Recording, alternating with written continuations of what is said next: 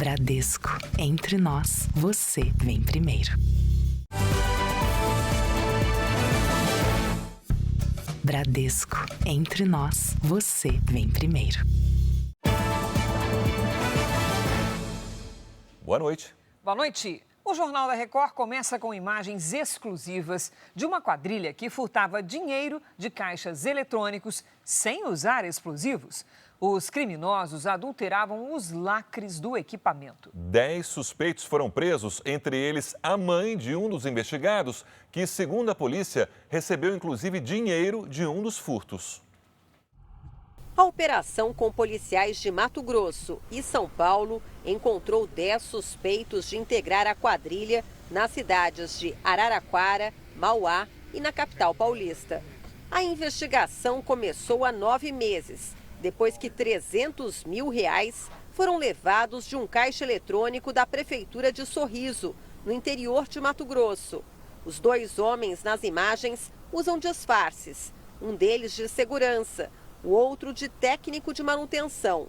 Um terceiro suspeito ficou do lado de fora. Os criminosos saíram de Mauá, fizeram o furto em Sorriso e ficaram hospedados em Sinop, também em Mato Grosso.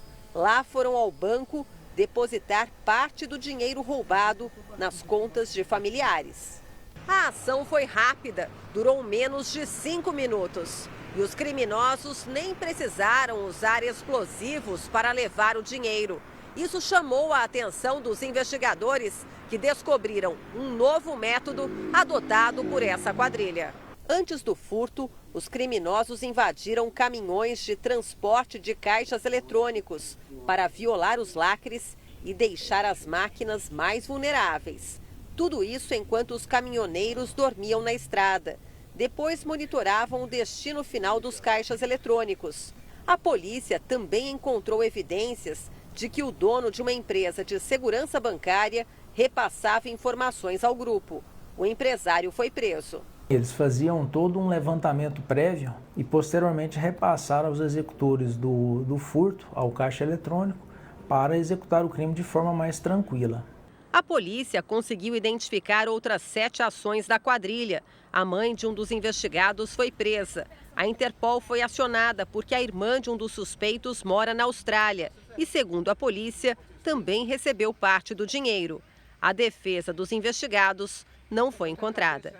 Para efetuar o cumprimento desse mandado de prisão, possivelmente nós devemos encaminhar para a Interpol dar cumprimento. Aposentados que tiveram descontos não autorizados relatam dificuldades para entrar no aplicativo Meu INSS. E mesmo com instabilidade, 473 mil pediram reembolso. Operação contra crimes sexuais na internet termina com 56 presos.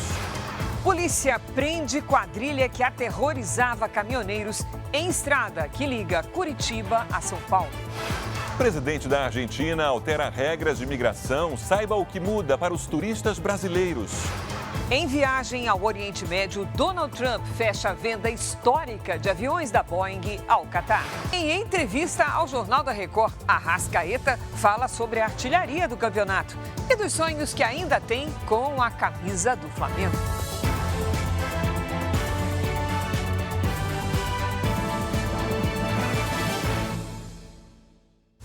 Oferecimento Bradesco, cartões de crédito com benefícios de estrela de cinema.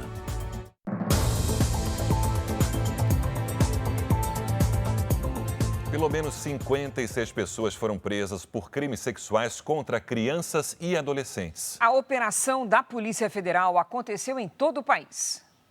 Agentes da Polícia Federal e das polícias estaduais cumpriram quase 130 mandados de busca e apreensão. Também foram cumpridos 9 mandados de prisão preventiva. Outros 47 suspeitos foram detidos em flagrante com materiais de pornografia infantil. Polícia! Em São Paulo, a polícia prendeu 4 homens. Os equipamentos eletrônicos deles, contendo imagens de pedofilia, serão analisados pela perícia. São todas crianças de 8, 9 anos, 10 anos, em conteúdo totalmente pornográfico. Isso é crime. Então, foram os 4 presos em flagrante pelo Estatuto da Criança e do Adolescente. No celular de um dos suspeitos foram encontrados fotos e vídeos produzidos por ele. Segundo a polícia, o homem de 38 anos cometeu violência sexual contra a própria sobrinha de apenas 11 anos. Ele vai responder por armazenamento de pornografia infantil e estupro de vulnerável. No interior paulista, um homem foi preso por vender materiais pornográficos pela internet. Durante a análise do seu aparelho, dos seus aparelhos celulares, na verdade, foram 4, do seu notebook, com prévia autorização judicial, foi verificado ali que ele armazenava vasto material envolvendo cenas de sexo explícito com crianças e adolescentes. A Polícia Civil do Rio de Janeiro realizou hoje outra operação contra os mesmos crimes. 5 adolescentes foram apreendidos. Eles obrigavam esses adolescentes e essas crianças a praticarem automutilações, maus tratos a animais, estupros virtuais, como ocorreu, tudo transmitido ao vivo nas plataformas. No Rio de Janeiro, um homem foi preso por roubar imóveis de luxo. E dessa vez o método era o seguinte: de acordo com a polícia, ele chegava no local para trabalhar como pedreiro, para observar a rotina das vítimas e depois planejar os assaltos. Davidson Santana Conceição de Maria estava na obra de um condomínio quando os policiais chegaram. De acordo com a investigação, ele faz parte de uma organização criminosa especializada em assaltar imóveis de alto padrão na zona sul do Rio. A quadrilha é monitorada desde o ano passado. Só em dezembro foram 6 roubos em 10 dias. Davidson usava o trabalho de pedreiro para identificar as vítimas. Ele foi flagrado por câmeras de segurança nas ações. Em um dos roubos, mostra uma arma que está na cintura para render uma pessoa. Os investigadores também identificaram a participação de Davidson em um assalto numa agência bancária. Os criminosos não conseguiram levar o dinheiro do cofre, mas roubaram pertences de clientes e funcionários.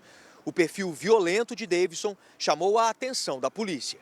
Nesse roubo à agência bancária, o Davidson entrou de posse de uma granada, ameaçando ali os gerentes da agência e os clientes. E nas residências de luxo, agrediu uma senhora idosa que foi vítima também da sua empreitada. A defesa de Davidson não foi localizada. Um outro integrante da quadrilha já havia sido preso no fim do ano passado. Agora, a investigação tenta identificar os demais envolvidos. O Davidson ele responde por associação criminosa, roubo com emprego de arma de fogo, explosivo e organização criminosa. A Polícia Rodoviária Estadual fez uma blitz em São Paulo para fiscalizar caminhoneiros que alteram as características originais dos veículos. Eles elevam a carroceria do caminhão acima do limite permitido. Isso é perigoso e pode provocar acidentes graves. Arquear a carroceria representa um risco em caso de colisão. Com para-choque mais alto, o impacto na traseira é muito mais violento. É o chamado efeito guilhotina, que pode fazer com que o carro vá parar embaixo do caminhão e quem estiver nos bancos dianteiros seja atingido em cheio. Ele está mudando uma característica original daquele veículo. O veículo ele foi projetado para funcionar dessa maneira.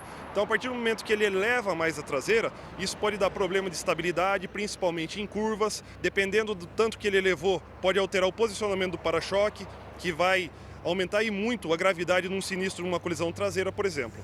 Nessa operação, a Polícia Rodoviária Estadual flagrou 2 caminhões arqueados acima do permitido em poucos minutos. Eu já peguei ele assim, não foi eu que fiz isso.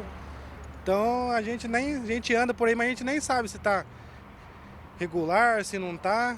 O limite previsto em lei para alterar a altura da carroceria é de 3,5 cm, desde que tenha autorização do órgão de trânsito. Quando a fiscalização constata modificação acima do permitido, o proprietário do veículo é autuado e notificado para regularizar a mudança em até 1 mês, sob pena de ter o documento bloqueado. No Paraná, um acidente entre pai e filho mostra o risco em batidas contra caminhões modificados. O filho dirigia um veículo que bateu na traseira do caminhão arqueado do pai e morreu na hora. De janeiro a abril, a Polícia Rodoviária Estadual multou em São Paulo 182 motoristas por adulteração de veículos. Em todo o país, foram mais de 3.000 autuações nas estradas federais. Em que pese as pessoas gostem porque acham mais bonito, mais estético. O caminhão não foi feito para rodar dessa maneira. 11 pessoas foram presas suspeitas de integrar uma quadrilha que atacava caminhões na rodovia Regis Bittencourt, que liga Curitiba a São Paulo.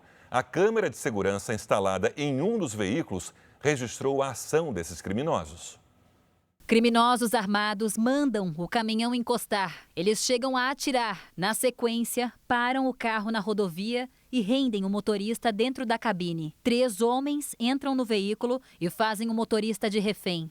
A característica é sempre similar, né? Essa abordagem violenta, sempre na mesma região, ali num intervalo de 5 km, uma região que é bastante escura, um trecho ermo, e eles levavam o caminhão para uma estrada vicinal, ali, estrada de terra, que era justamente para evitar que o sistema de monitoramento do caminhão identificasse uma saída de rota e travasse o veículo.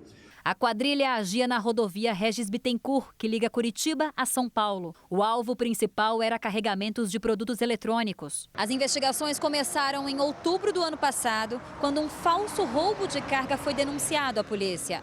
Na época, os agentes descobriram que o próprio motorista do caminhão foi aliciado pelos assaltantes e participou do crime. Ele foi um dos presos de hoje. O grupo teria feito 12 roubos apenas esse ano. Em Santa Teresa do Oeste, no interior do Paraná, uma carreta que havia sido roubada foi recuperada em uma outra operação. Um homem foi encontrado baleado perto do veículo que transportava aparelhos eletrônicos. Quem vive na estrada tem medo. Os amigos Everton e Valdir viajam cerca de 600 quilômetros por dia carregando soja. De noite nós não estamos rodando mais. É das 5 da manhã, no máximo até as 8, no máximo. Nós já não tratamos de trabalhar meio que só de dia e de noite caça um lugar bom para parar e boa noite, né? Acidente grave em Minas Gerais. 9 pessoas morreram e 12 ficaram feridas em uma colisão frontal entre uma carreta e uma van que transportava trabalhadores.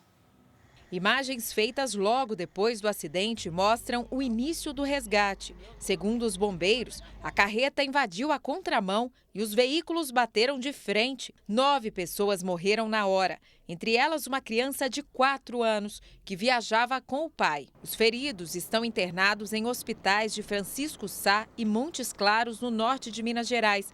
3 deles em estado grave. A van saiu de Uberlândia, no Triângulo Mineiro, com 2 motoristas e 17 passageiros em direção à cidade de Crato, no Ceará. E se envolveu num acidente na BR-251, em Grão-Mogol, no norte de Minas Gerais. A Agência Nacional de Transportes Terrestres informou que a van não tinha autorização para esse tipo de serviço.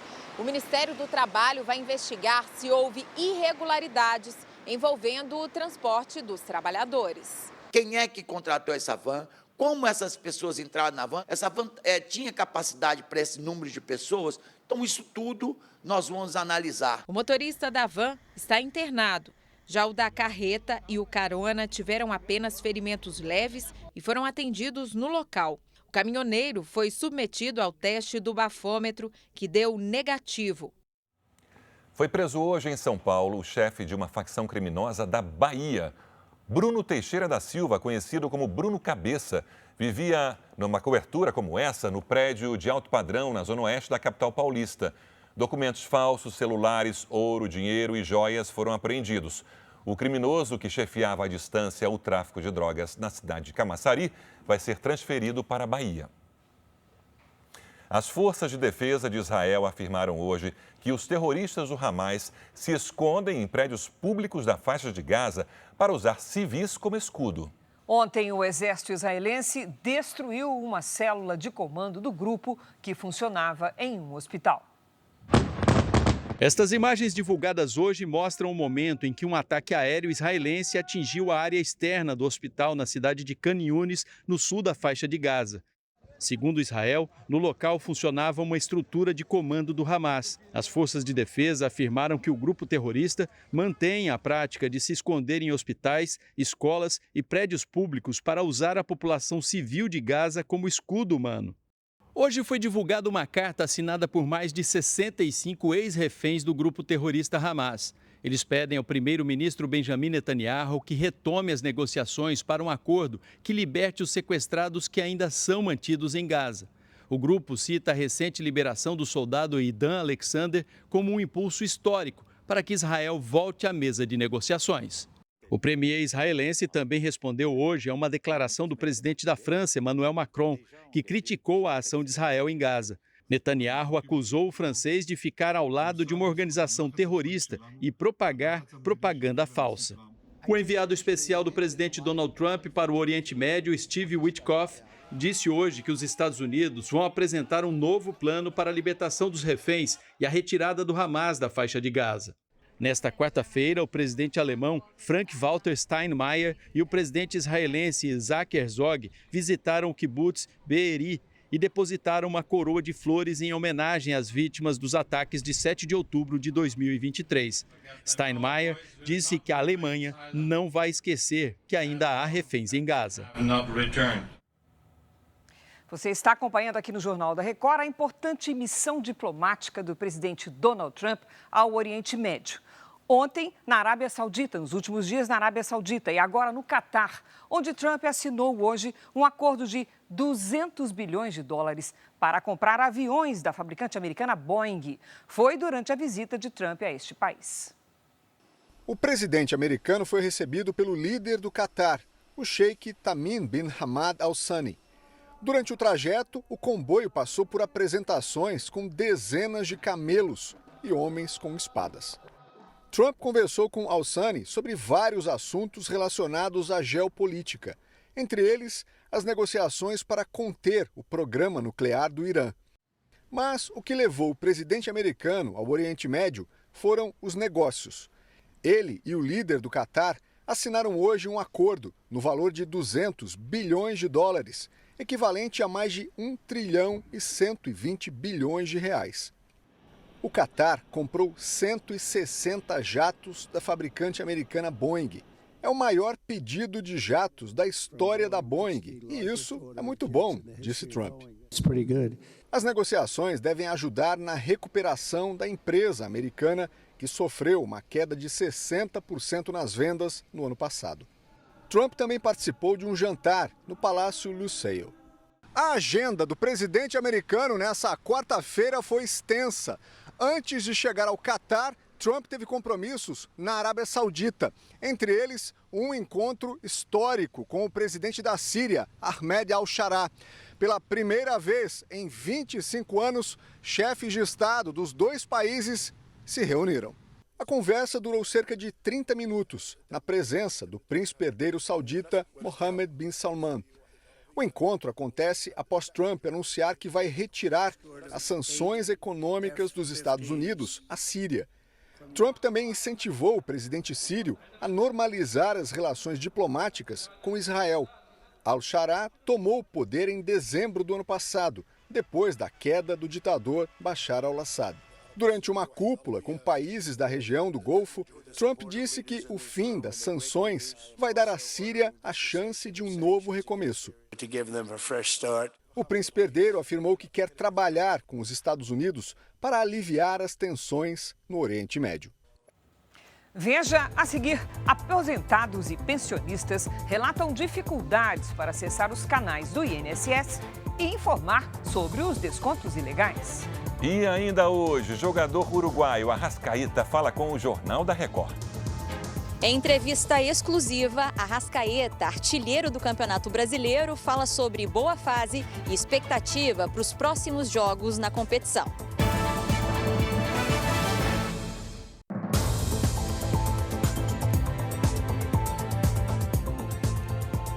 A Polícia Federal fez nova operação contra suspeitos de fraudar o INSS com descontos não autorizados nos benefícios.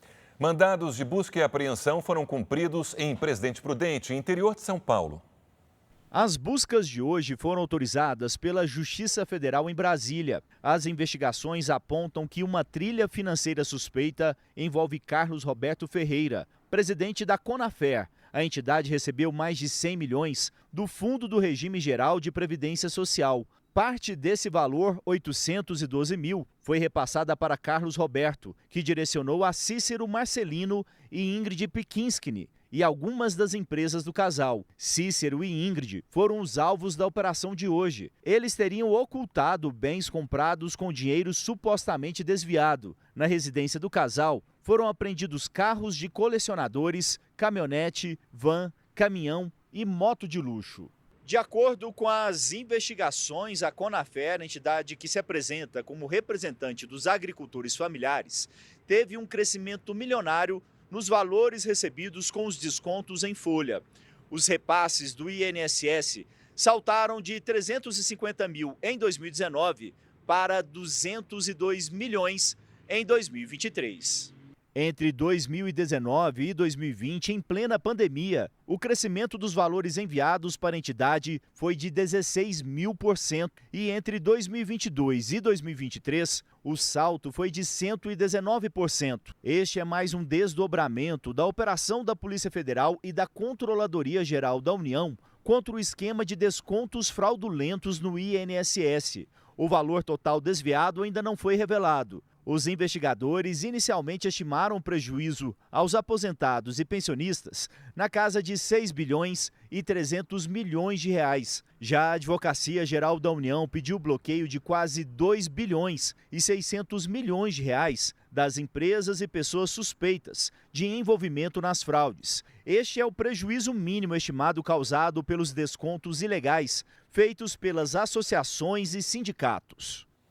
Nós entramos em contato com a Conafer e com a defesa dos investigados, mas não tivemos retorno.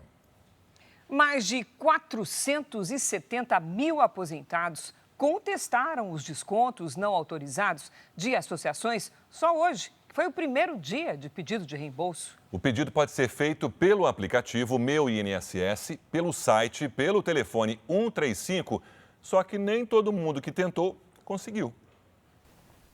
Nem pelo aplicativo. Não está indo e sempre vai, só que hoje não foi mais. Nem pelo telefone. O telefone está impossibilitado de receber este tipo de chamadas neste momento.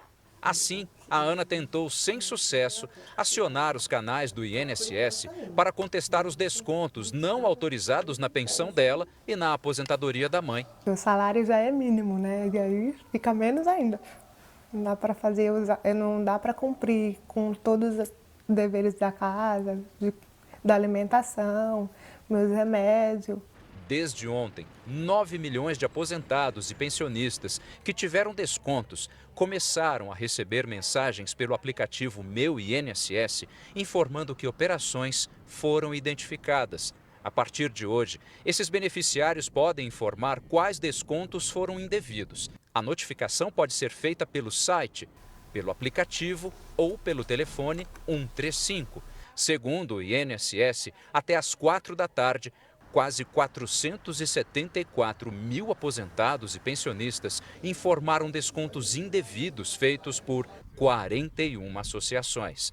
Investigações da Polícia Federal estimam que a fraude pode atingir 6 bilhões de reais. Segundo o INSS, o beneficiário que não reconhecer a validade do desconto deve apenas fazer uma contestação simples, sem a necessidade de apresentar provas. Por outro lado, a associação apontada terá 15 dias úteis para mostrar documentos que comprovem que não houve ilegalidade. Caso contrário, terá que devolver os valores cobrados indevidamente.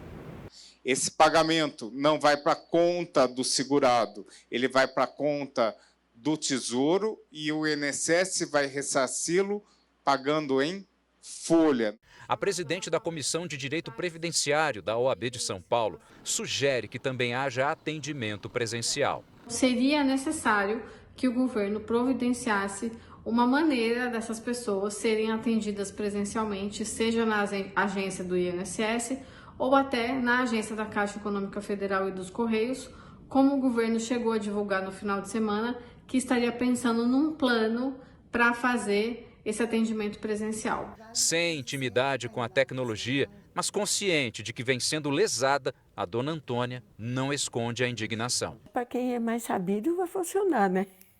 Mas para a gente que não sabe, vai errar um pouquinho, aí a gente vai ser prejudicado, né? O setor de serviços cresceu pelo segundo mês seguido no Brasil. É o segmento que mais emprega no país. Laisa começou a trabalhar na área de recursos humanos de uma empresa de seguros nesta semana. Ela trocou de emprego por causa do salário. Eu estava trabalhando e eu fiz uma escolha de vir para esse atual trabalho como eu disse, pelos benefícios, pela qualidade e pela proposta da empresa, né? No mercado de trabalho, 7 em cada 10 vagas de emprego estão no setor de serviços. O segmento também é responsável por cerca de 70% do PIB, o Produto Interno Bruto, que é a soma de todos os bens e serviços produzidos no país. A boa notícia é que o setor acumula alta de 3% em 12 meses. De acordo com o IBGE, o setor de serviços teve expansão de 0,3% em março. No mês anterior, o avanço foi de 0,9%, acumulando 1,2% nos 2 meses. A maior expansão veio do setor de transportes, seguido dos serviços prestados às famílias e serviços administrativos. Na comparação de março com fevereiro, Goiás, Rio de Janeiro, Bahia e Paraná foram os estados com maior destaque positivo. A Laísa torce para que a condição econômica na área em que ela atua continue melhorando. Por eu ser chefe de família e como sou eu e meu filho, então é importante que eu esteja empregada, né, para a nossa atual condição e para que eu possa agregar uma qualidade de vida melhor para mim e para o meu filho. Veja a seguir: a Argentina endurece regras de imigração que podem afetar turistas brasileiros.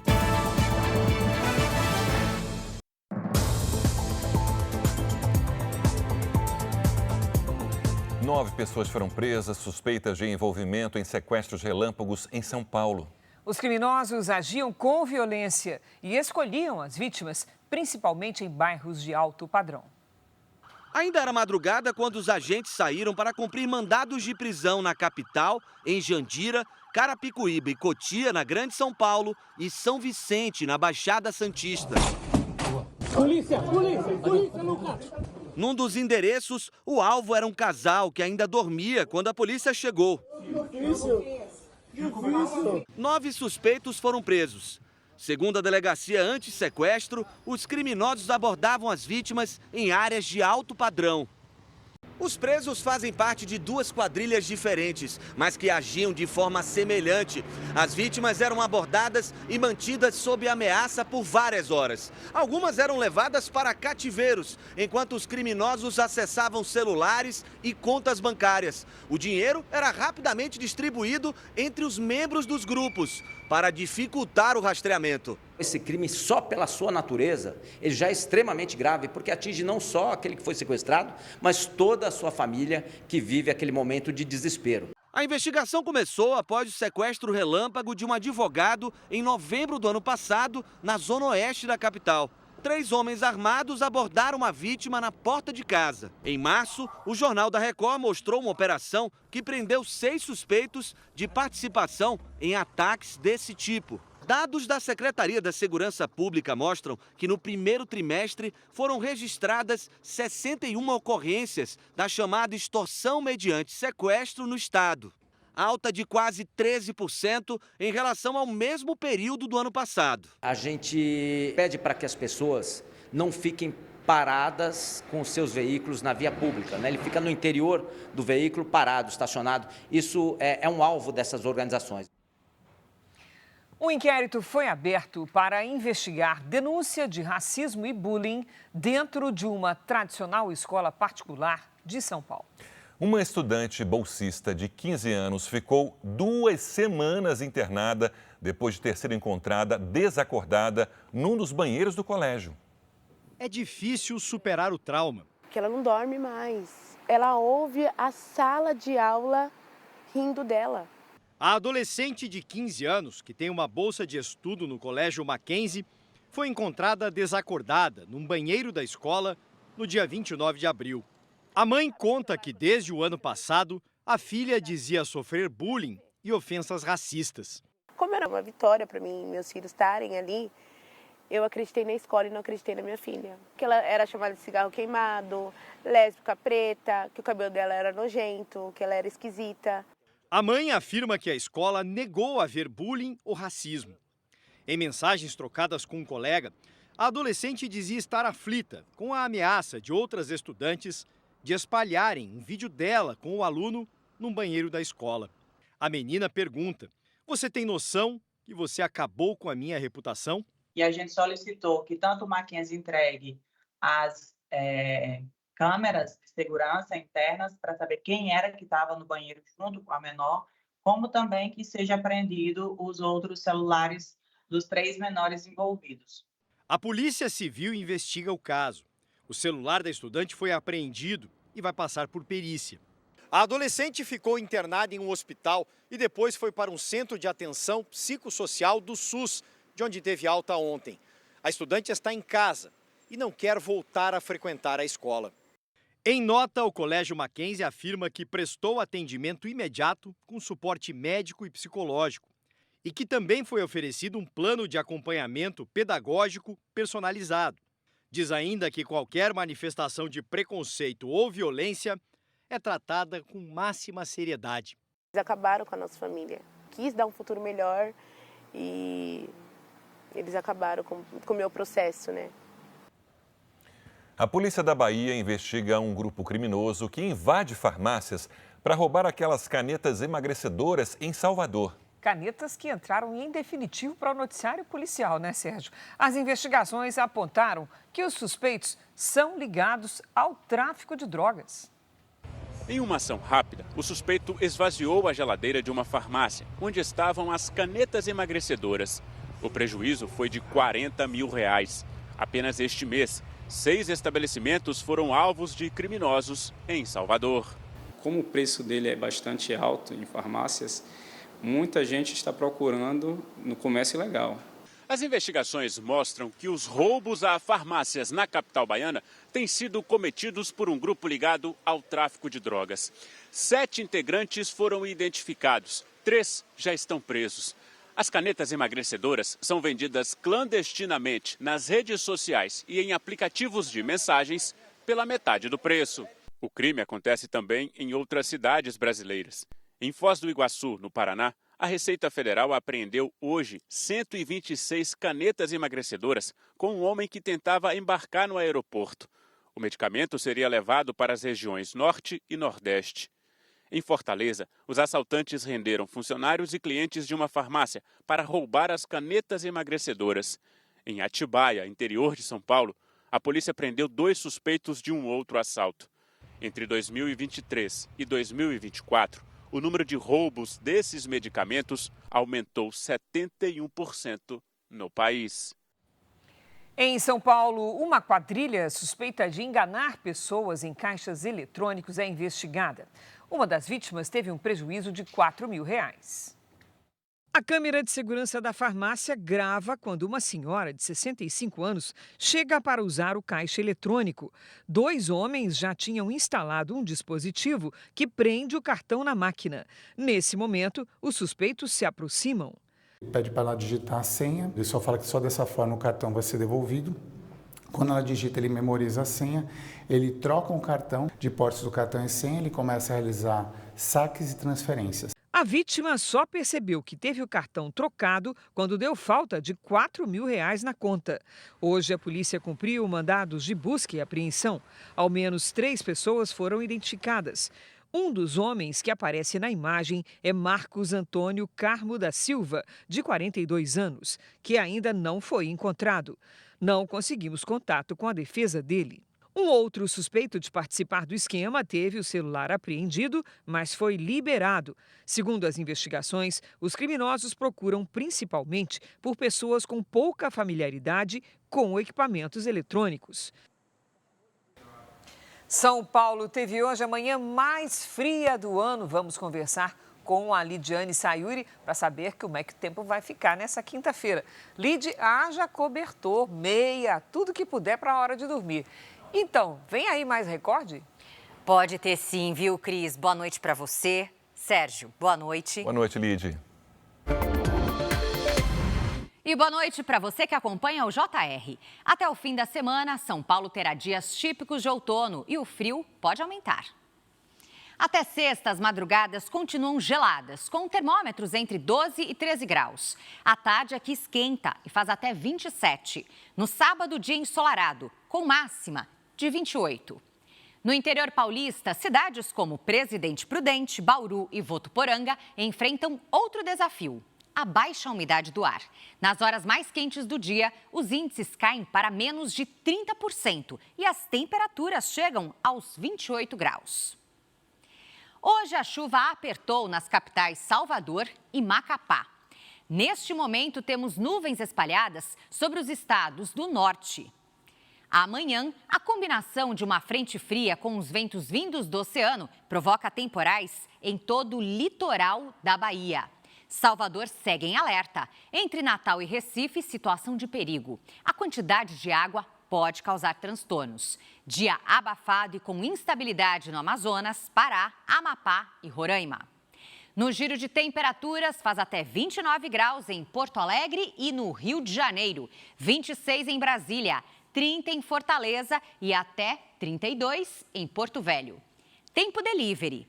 A Cleusa é de Araçuaí, Minas Gerais. Bem-vinda, Cleusa. Até sábado, nada de chuva e as tardes seguem cada vez mais quentes, com máxima de 27 graus. O Hernandes é de Cáceres, Mato Grosso. Oi, Hernandes. A semana termina bem quente e seca por aí. As máximas chegam aos 33 graus, sem nada de chuva. Aproveite e mande também sua mensagem. Nas redes sociais, é só colocar o nome de uma cidade junto com a hashtag você no JR. Cris, Sérgio. Obrigada, Lidy. A primeira turma do Supremo Tribunal Federal condenou por unanimidade a deputada federal Carla Zambelli e o hacker Walter Delgatti Neto por invasão aos sistemas do Conselho Nacional de Justiça. Zambelli foi condenada a 10 anos de prisão e a perda do mandato. A pena de Delgatti Neto é de 8 anos e 3 meses de prisão. Os dois ainda terão que pagar R$2 milhões por danos morais e coletivos. A decisão pela perda de mandato tem de ser confirmada pela Câmara dos Deputados. Zambelli sempre negou ligação com a invasão, mas Delgatti admitiu o crime à Justiça e disse que agiu por ordem da deputada. A Argentina emitiu um decreto que endurece as regras de imigração. As mudanças devem afetar turistas brasileiros. O anúncio foi feito pelo porta-voz da Casa Rosada, Manuel Adorni. Somente serão autorizados a entrar turistas sem condenação criminal e com seguro de saúde contratado. Universidades argentinas também podem cobrar uma taxa de alunos estrangeiros, que é o caso de muitos brasileiros. O governo argentino afirma que só no ano passado o atendimento médico a estrangeiros custou o equivalente a quase 567 milhões de reais. As novas regras determinam ainda que estrangeiros que cometerem crimes em território argentino serão deportados. O último levantamento do Ministério das Relações Exteriores mostra que mais de 100 mil brasileiros viviam na Argentina em 2023. Segundo especialistas, as novas mudanças na política de imigração devem tornar o país vizinho um destino menos popular. Nós já temos brasileiros que estão retornando ao Brasil para terminarem os seus cursos universitários aqui. Assim, eles começam a ter mais dificuldade na sua permanência na Argentina, ou seja, a situação é de retração e de agravamento para os brasileiros que lá se encontram. Horas antes do embarque da delegação russa para a Turquia, o Kremlin confirmou que o presidente Vladimir Putin não estará presente nas negociações diretas com a Ucrânia. A equipe enviada vai ser liderada por um assessor de Putin. O primeiro a chegar à Turquia foi o chefe da diplomacia americana, Marco Rubio. A última vez que houve conversas diretas entre negociadores dos dois países em guerra foi em 2022, nas primeiras semanas da invasão russa. O presidente Lula foi um dos líderes mundiais que tentaram convencer o presidente da Rússia a viajar até a Turquia, onde haveria um encontro entre Putin e Zelensky. Ele chegou a ligar para o Vladimir Putin. Lula está a caminho do Brasil depois de uma viagem de uma semana à Rússia e à China. Antes de embarcar, o presidente brasileiro fez um balanço da visita a Pequim. A visita de Estado do presidente Lula à China fortaleceu os laços comerciais entre os dois países. Na viagem, foram anunciados 27 bilhões de reais em investimentos no Brasil. Lula afirmou que não teme uma retaliação dos Estados Unidos depois que o Brasil se aproximou ainda mais da China. O Brasil deseja aos Estados Unidos, sabe, aquilo que eu desejo para o Brasil. Crescimento, melhorar a qualidade de vida do povo americano, é para isso que o Trump foi eleito. E é para isso que eu fui eleito. Então não tem esse problema. A segunda coisa é que não temos medo de retaliação. Depois de assinar mais de 30 acordos com o presidente Xi Jinping, Lula disse a jornalistas aqui em Pequim que volta ao Brasil otimista com a possibilidade de crescimento econômico, de mais investimentos e com a esperança de um acordo de paz na Ucrânia. O presidente Lula falou hoje por telefone com o presidente Vladimir Putin e incentivou o líder russo a participar da reunião com o presidente ucraniano Volodymyr Zelensky amanhã na Turquia para negociar um cessar-fogo de 30 dias na guerra. Na lista dos representantes russos que vão participar das discussões não consta o nome de Vladimir Putin. A previsão é que o presidente Lula desembarque em Brasília por volta das 2 da manhã desta quinta-feira e depois viaje para Montevidéu, no Uruguai. Eu pretendo, chegando a Brasília, ir ao enterro do Pepe Mujica, porque eu acho que o mínimo que a gente tem que fazer é se despedir das pessoas que serviram de referência para a gente com demonstração de muita dignidade e de muito respeito. E o corpo do ex-presidente do Uruguai, José Pepe Mujica, começou a ser velado hoje em Montevidéu. A população acompanhou o cortejo fúnebre que passou por pontos importantes da capital uruguaia até chegar ao Congresso Nacional. O corpo vai ser velado até amanhã. Mujica morreu ontem, aos 89 anos, depois de meses de luta contra um câncer no esôfago. O corpo vai ser cremado. O governo uruguaio decretou luto oficial de 3 dias. O R7 inova ao lançar um projeto educacional em parceria com o Centro Universitário Belas Artes, em São Paulo. São cursos de pós-graduação que vão conectar profissionais e impulsionar carreiras.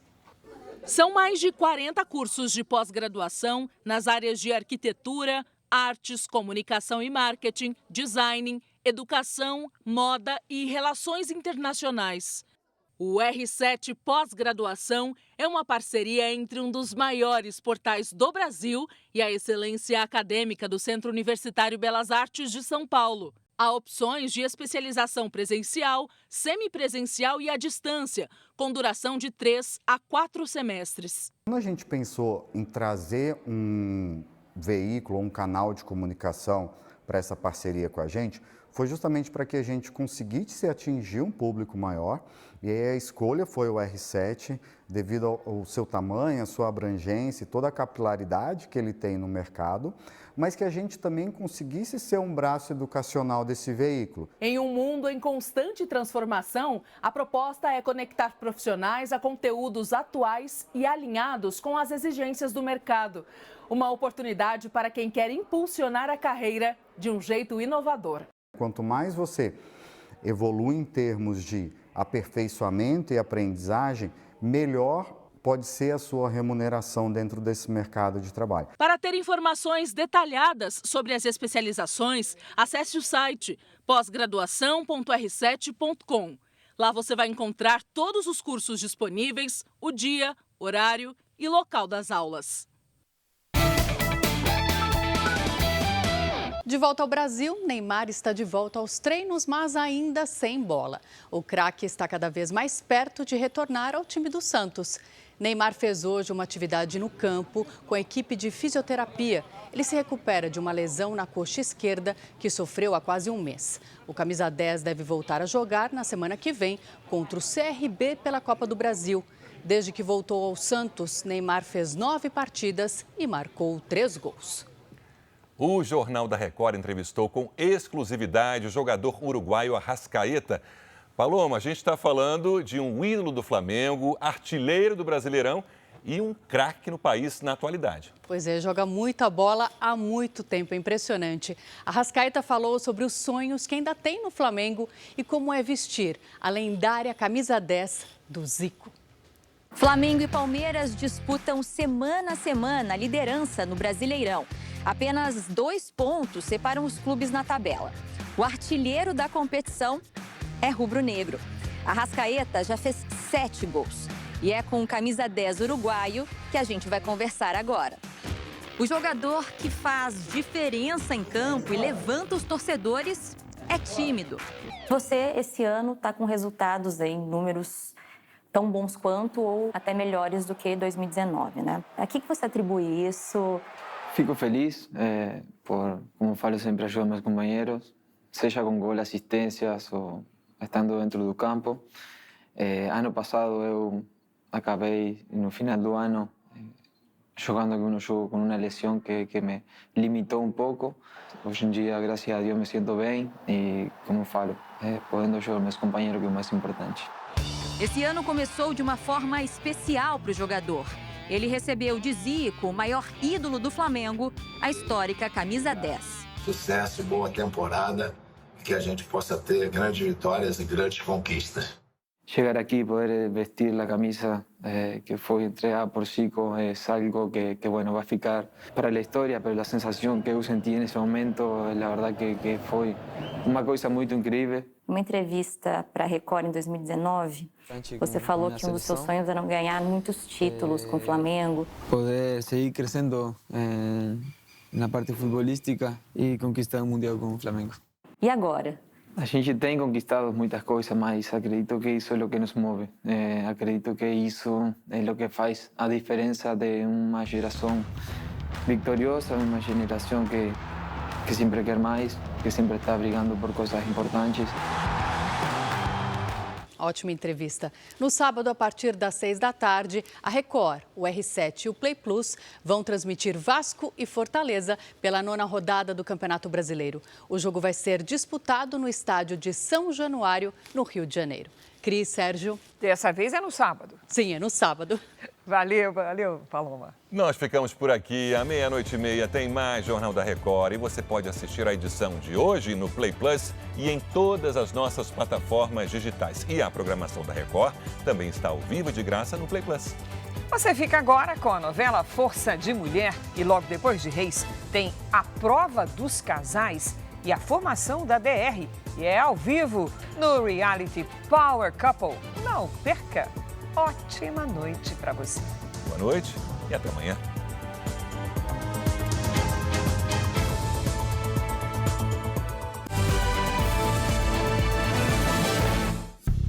Bradesco, entre nós, você vem primeiro.